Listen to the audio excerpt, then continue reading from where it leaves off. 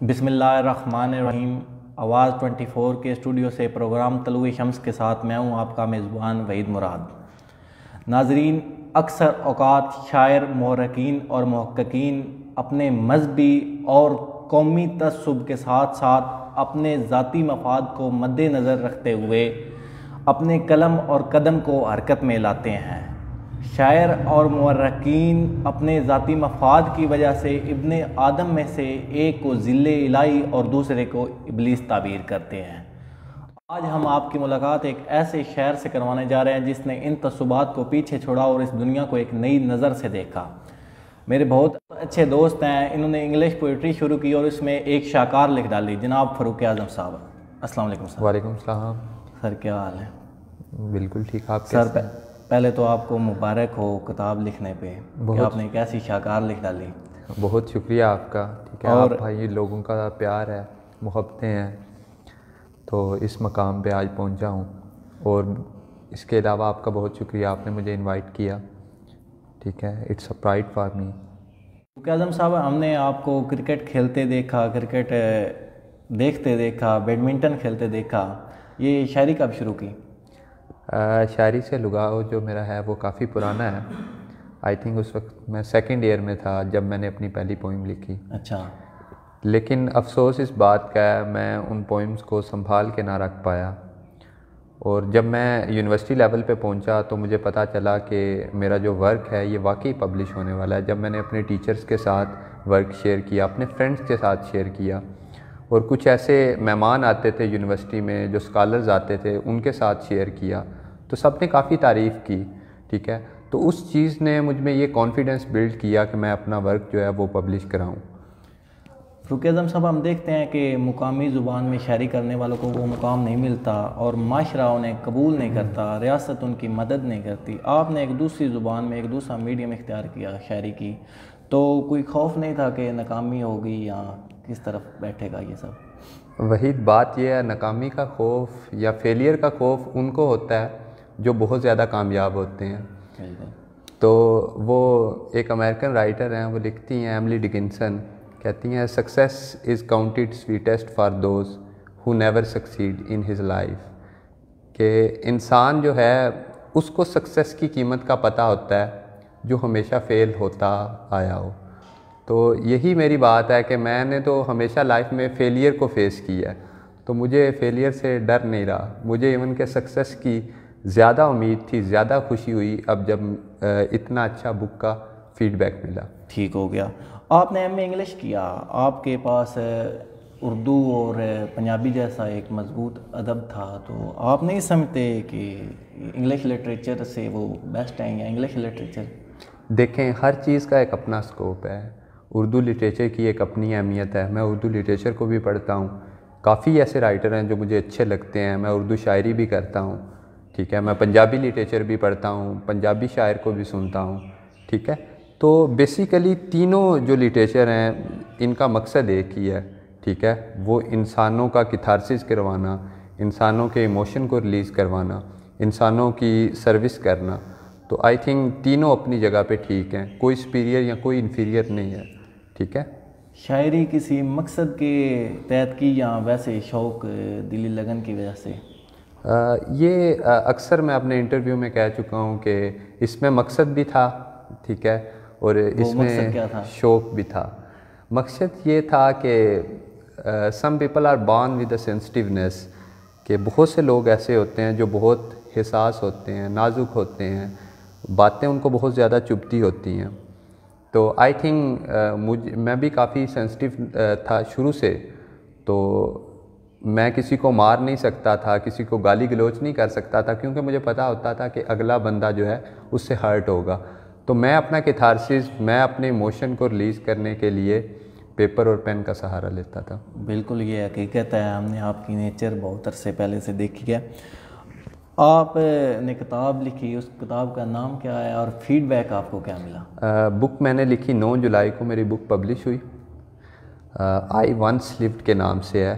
ठीक है, ये बुक पोइट्री बुक है, मिक्सचर ऑफ पोइम्स हैं इसमें, और काफ़ी अच्छा फीडबैक रहा सारे सिटी में। तकरीबन आई थिंक 500 प्लस इसकी कॉपी जो हैं वो सेल आउट हो चुकी हैं। वाह माशाल्लाह जी। इसके आपको बहुत ज़्यादा मुबारक हो। अपनी कोई पोएम है? पोएम सुना दूँ, इंग्लिश में सुनाऊँ या नाजरीन को उसकी ट्रांसलेशन भी? आप इंग्लिश में भी सुनाए और उसका। अच्छा, एक पोएम है मेरी, ठीक है, मोबाइल यूज़ कर सकते? जी ज़रूर ज़रूर। फाइंड मी के नाम से, कि मुझे तलाश करो। I am alone and unhappy in the company of so many. I have a people I call them friend, but how will there till the end? They push me into the dark forest, where I am unheard and unseen, depressed and weak. Nobody feels me, nobody sees me. I am crying loudly, but there is no one who listens to me. I rubbed my skin on the sharp thorns. My body ragged into pieces with dropping of blood.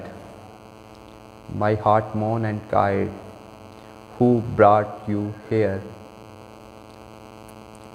I said, sincerity. Sincerity is a crime. If you have, then be ready for the dark forest, and crying for that, please try to find me. Please try to find me. अब इसकी अगर मैं translation करूं तो जो आपने English में लिखा होता है उसकी ट्रांसलेशन करना थोड़ा सा मुश्किल हो जाता है। बिल्कुल ठीक है, कि इसमें एक तो ये है कि इंसान जो होता है ना, जो मॉडर्न जनरेशन है, वो बहुत से फ्रेंड में होने के बावजूद भी अकेला है, आइसोलेटेड रहता है, तन्हा रहता है। ठीक है, और जिन पे वो बहुत ज़्यादा ट्रस्ट करता है, बहुत ज़्यादा जिनकी तरफ सिंसियर होता है, वही लोग उसको एक ऐसे घने जंगल में फेंक देते हैं जहाँ तो ना तो कोई उसको सुनने वाला होता है, ना कोई उसको देखने वाला होता है, ना उसकी चीखों को कोई सुनने वाला होता है। एक ही हल बचता है, वो ये है कि वो बंदा अपनी बॉडी को, ठीक है, वहाँ पे जो कांटे पड़े हुए हैं, जो शार्प थॉर्न्स पड़े हुए हैं, उन पे रगड़ता है और उसका ब्लड निकलना शुरू हो जाता है और उसके बॉडी के इतने टुकड़े हो जाते हैं कि एक एक टुकड़ा उससे पूछता है, उस बंदे के दिल से पूछता है कि आपको यहाँ कौन लेके आया? तो वो यही कहता है, मेरी सिंसियरिटी जो है ना, वही मेरा जुर्म है। ठीक है, अब लास्ट में जो लेसन ये है कि अगर आप सिंसियर हो तो आप भी तैयार हो जाओ उस डार्क फॉरेस्ट के लिए। अपना मुस्तकबिल शायरी में देख रहे हैं या किसी और शोबे में? देखें, मैं करना तो शायरी चाहता हूँ। अच्छा। क्योंकि मुझे अच्छा लगता है लिख के। वैसे मैं टीचिंग भी कर रहा हूँ, इस वक्त कनगोडिया कॉलेज का कैंपस हेड हूँ, और इसके अलावा अपनी एकेडमी भी चला रहा हूँ। अच्छा। तो लेकिन जो है ना, मैंने टीचिंग भी अब छोड़ दिया ताकि मज़ीद अपनी स्टडी को कंटिन्यू रख सकूं और इस शायरी को ज़्यादा मैच्योर बना सकूं। ठीक है, क्योंकि अभी मुझ में काफ़ी ज़्यादा फॉल्ट हैं, मैंने काफ़ी ज़्यादा सीखना है। लोग कहते हैं कि जितनी भी कौमों ने तरक्की की, अपनी ज़ुबानों में काम करके तरक्की की, तो आपने दूसरी ज़ुबान में काम शुरू किया, कोई लोगों को जवाब देंगे? देखें, ये चीज़ें होती हैं गॉड गिफ्टेड। अब मुझे जो थॉट्स आती थी, बेशक मैं फ़र्स्ट ईयर में था, बेशक सेकंड ईयर में था, मुझे थॉट्स ही इंग्लिश में आती थी। तो इसी वजह से आई थिंक ये अल्लाह पाक ने मुझे ये खुदादाद सलाहियत दी कि मैं इंग्लिश में ही लिखूं। किसी से इंस्पायर हुए या? मेरी इंस्पिरेशन मैं खुद हूँ, मैं किसी से इंस्पायर नहीं हुआ आज तक। वाह माशाल्लाह। तो अपनी कोई और पोएम जिसका नाज़रीन को कोई नज़रियाती सी पोएम? जी, ये एक पोइम है, ये अवार्ड विनिंग पोइम है। ठीक है, मैंने लाहौर में इस पोइम के ऊपर अवार्ड भी जीता था। अच्छा। तो वो मैं सुनाना चाहता हूँ। जी ज़रूर। पोइम का टॉपिक जो है वो है इनसाइड मी, मेरे अंदर का इंसान या मेरे अंदर जो चीज़ है। At the sunset with breezing air, sitting on a bench with his loneliness, an autumn leaf falls, convert into pieces.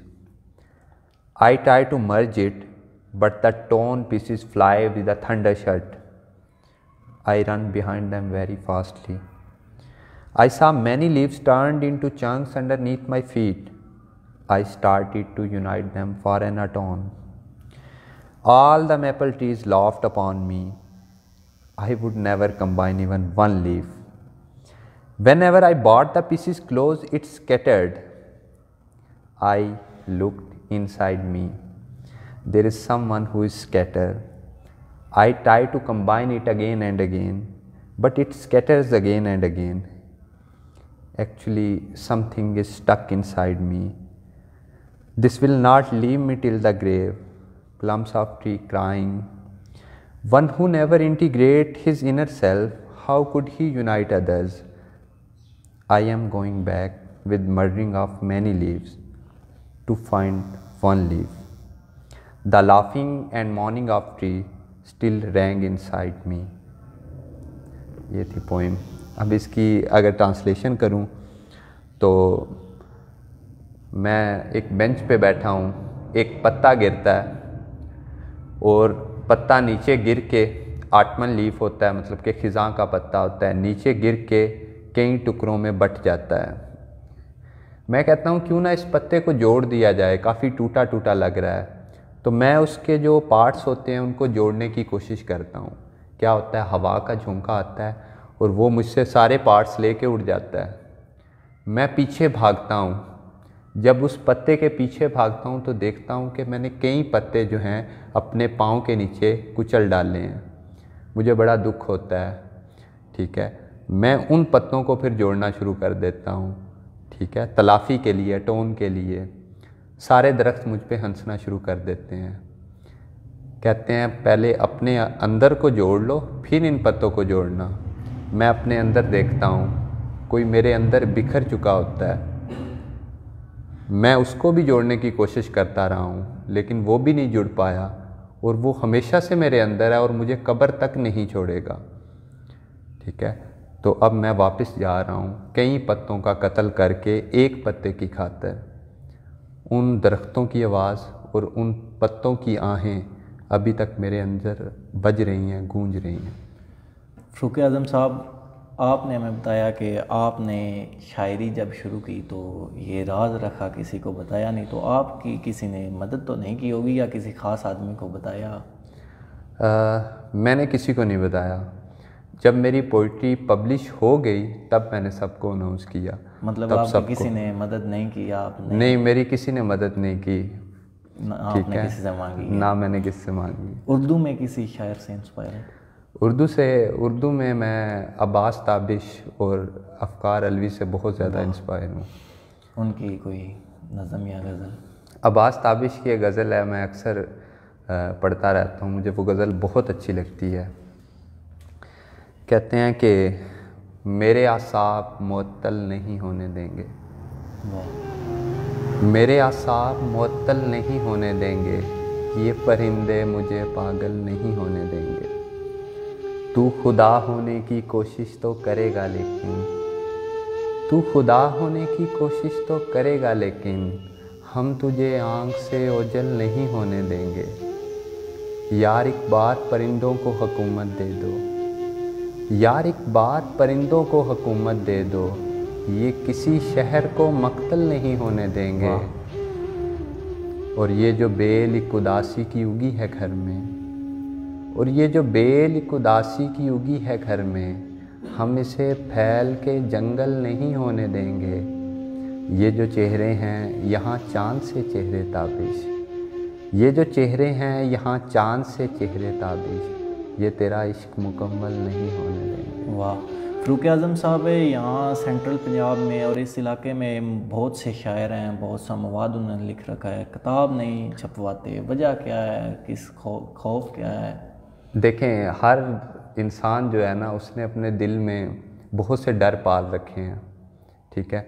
जब तक वो उन डर से डरता रहेगा ना, तो वो कभी भी आगे नहीं जाएगा। सबसे पहले उसको अपने ऊपर भरोसा करना होगा कि मेरी शायरी वाकई अच्छी है, ठीक है। जब आप अपने आप पे ट्रस्ट करते हो, अपने आप से प्यार करते हो, तब आप जाके बुक पब्लिश करवा सकते हो। हाँ, मुश्किलात काफ़ी आती हैं, फाइनेंशियल इश्यूज़ आते हैं, स्पॉन्सर कोई नहीं मिल रहा होता, ठीक है। तो लेकिन जब इंसान एक काम करने का इरादा कर लेता है ना, तो कायनात की हर चीज़ उस इंसान के साथ मिल के उससे काम करवा देती है। लेकिन बात यह है कि वो इरादा इस तरह से करे, उस पर डिटरमिन रहे, डटा रहे। हमारे नाज़रीन को पैगाम क्या देना चाहते हैं? पैगाम यही देना चाहता हूँ कि एक दूसरे का साथ दें, मोहब्बतें बांटें और जो हमने एक मुनाफ़क़त का एलिमेंट है, स्पेशली जो पाकिस्तानी सोसाइटी है, इस मुनाफ़क़त को ख़त्म कर दें। ठीक है, जब ये मुनाफ़क़त ख़त्म हो जाएगी, हिपोक्रेसी का एलिमेंट ख़त्म हो जाएगा, तो मेरी जो जनरेशन होगी ना, वो बहुत आगे जाएगी। ठीक है, पाकिस्तान बहुत आगे जाएगा। सिर्फ़ इस वजह से पीछे हैं क्योंकि दूसरे इंसान को कामयाब होते हुए ये देख नहीं सकते। तो इसी कंपटीशन में, इसी मुनाफ़क़त में हमने कई टैलेंटेड लोगों को खो दिया है। तो हमें टैलेंट की कदर करनी चाहिए। जो बंदा, आपका प्रोग्राम ये काफ़ी अच्छा है कि आप उन लोगों को लेके आ रहे हैं जो क्रिएटिव हैं, उनकी हौसला अफजाई कर रहे हैं। तो आई थिंक ये बहुत बड़ी बात है, किसी की हौसला अफजाई करना, किसी को रिस्पेक्ट देना। ठीक है, फ़ारूक आज़म साहब, आपकी तशरीफ़ आवरी का बहुत ज़्यादा शुक्रिया। हमारे लिए ये एज़ाज़ की बात है कि आप आए। हमारे बहुत अच्छे दोस्त हैं और सीनियर हैं, तो आपका बहुत ज़्यादा शुक्रिया। कोई बात नहीं।